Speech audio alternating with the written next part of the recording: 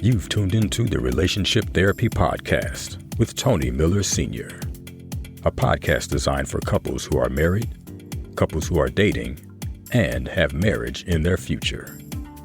We will guide you to the principles that will make your relationship better. Stick around. You might just learn something that will help your relationship last longer, grow stronger, and become healthier. Now, here's your host, Tony Miller Sr.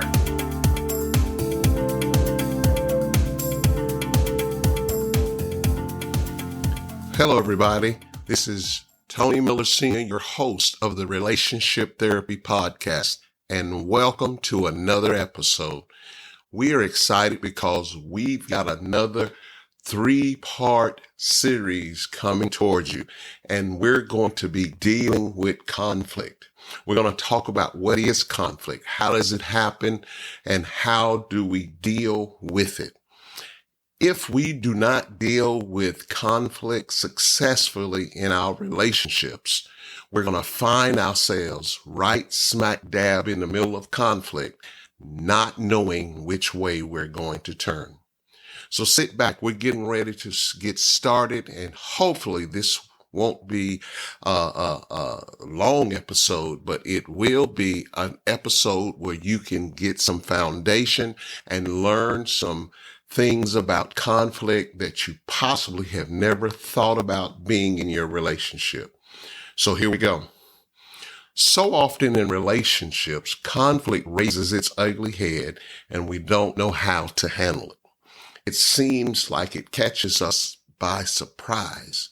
And when that happens, we either start blaming one another or even worse, we go our separate ways. But in order for us to really deal with conflict the way we're supposed to, there's certain things that we must know about conflict. The first thing, let me give you a definition of what conflict is so that we can handle it a little bit better. Conflict is not just a difference of opinion. Rather, it is a series of events that have been poorly handled so that it has deeply damaged each other in the relationship. Relationship issues have been festered to the point that stubbornness arises, pride comes up, anger, hurt, and bitterness, and it prevents us to have effective relationships. Now, here's something we really didn't want to know, and I'm sure you don't want to know this because it targets you. The root of almost all conflict in our relationships is because of selfishness. When we find ourselves being selfish, having my way, not your way, not our way, but having my way. And if it doesn't happen, that's when the conflict seems to surface. So it is best to avoid being selfish in the relationship so that we can attack conflict and keep it down from the level that it could be to a lower level. Because let me say this, conflict is evident. Anytime you get two people coming from two different worlds or even the same worlds, they still have differing opinions. That doesn't mean that they don't love each other. It just means that they're human who have different opinions about things. So we're going to learn how to deal with conflict. The thing is, when we deal with conflict, do we result in calling each other out by name?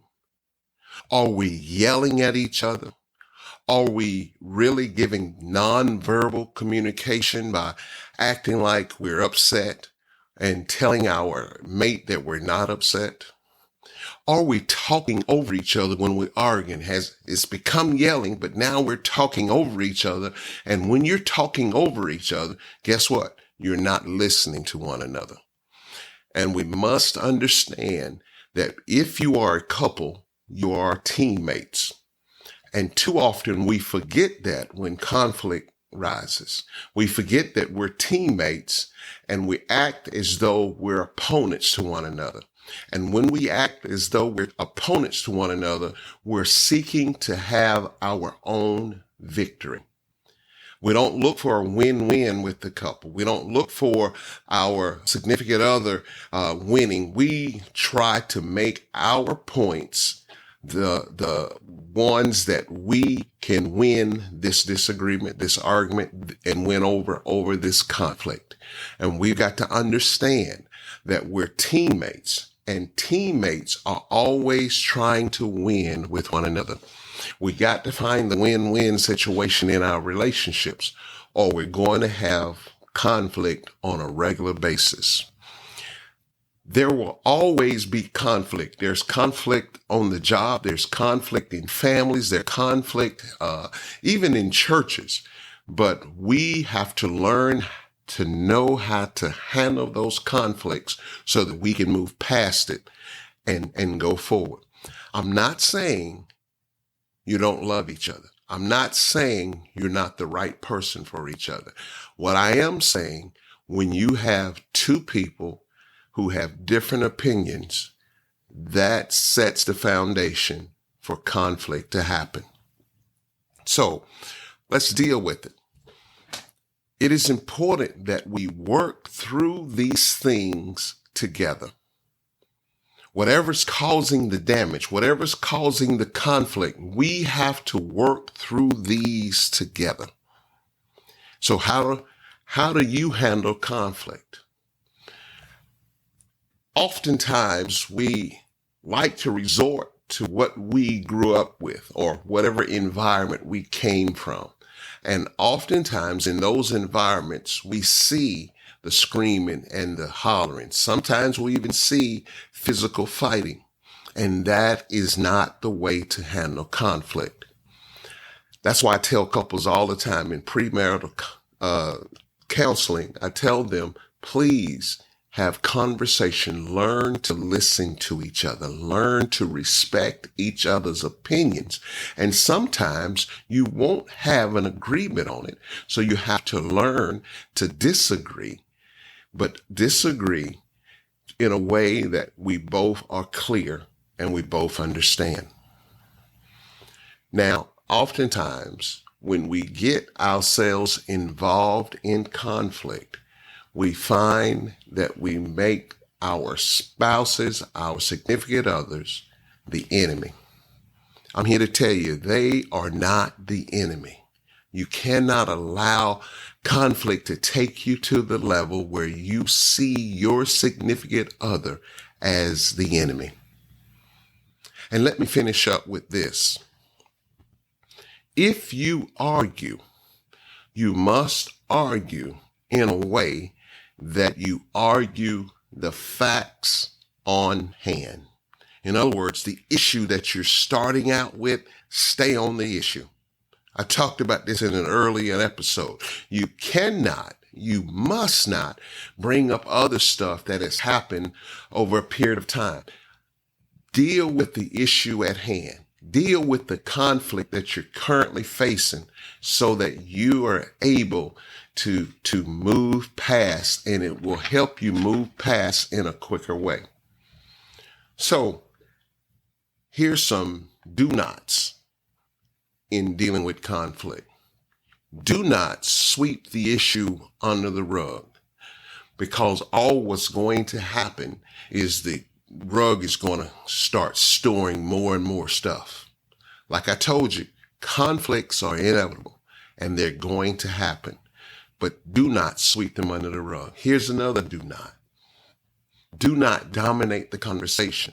Just because you have the bigger voice or the louder voice, that doesn't mean that you're right. Do not dominate the conversation.